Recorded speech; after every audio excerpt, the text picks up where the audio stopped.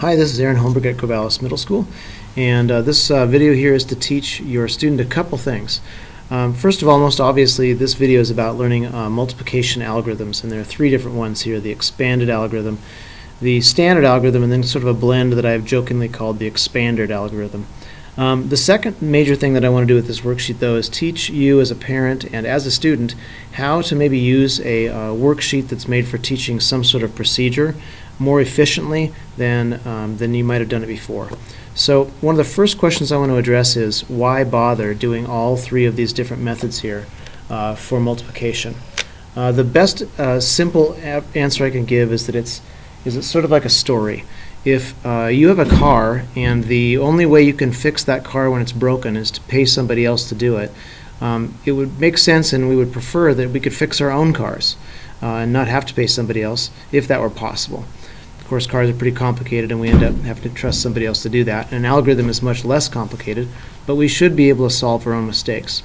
So in teaching students how to do an algorithm, which is a machine sort of for solving multiplication in this case, we're really trying to teach students how to understand what's going on inside of this algorithm.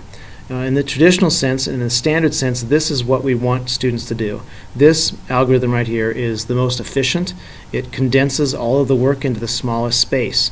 But it also is kind of complex. It has a lot of motions going on inside of it, and there are often parts of it students don't understand. Like they'll say, well, where does this zero come here? Why do we do that?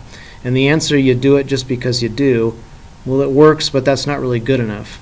And so these other methods here that we move towards are to get students to, number one, have a lot better number sense for what really this means to multiply in here.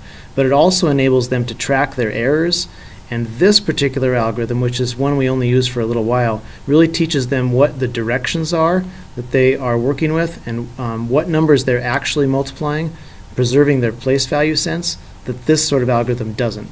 So the expanded algorithm, the main purpose of it is that we're trying to teach the students you're going to multiply up here first, you're going to multiply over, then you're going to do this one, and you're going to do that one. And those are the same motions that are inside of each one of these up here, this, every one.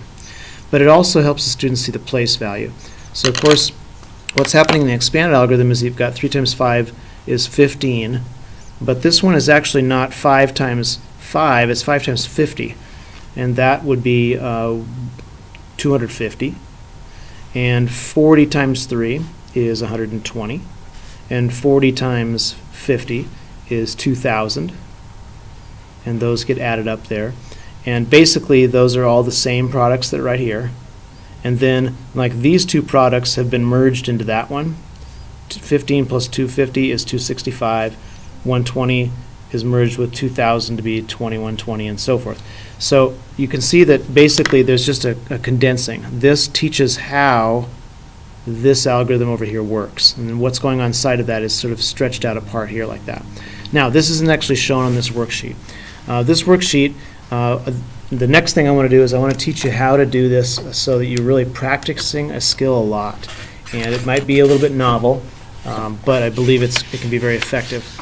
Usually what happens with a sheet like this is students will just do this one, and they have all these steps to remember, and they work super hard to get this one, then they come over here and they have to do it again and again and again, and all these different problems, and that can wear students out.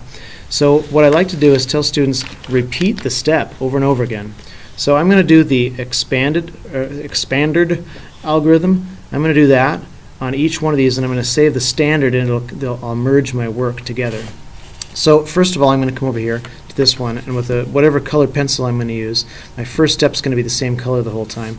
1 times 6 is 6, and I write that down. Then I come over here to this one, and I do 1 times 9 is 9. 2 times 4 is, let's get all this on one view, is 8, and 3 times 6 is 18, and I don't carry the 1, I just write it underneath. I save that pencil, I'm going to use it again, I choose a different colored pencil, and I do my next step. This is 1 times 50. So that's 50 sitting right here. This is 1 times 60.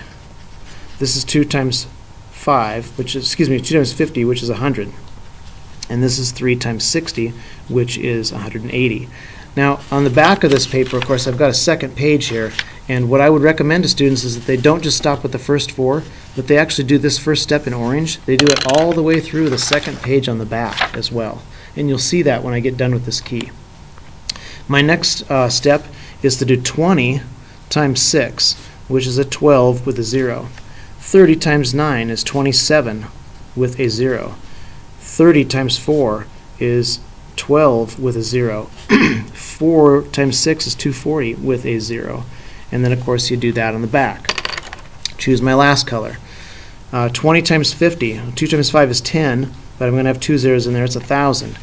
3 times 6 is 18, and 2 zeros sitting behind it would be 1,800.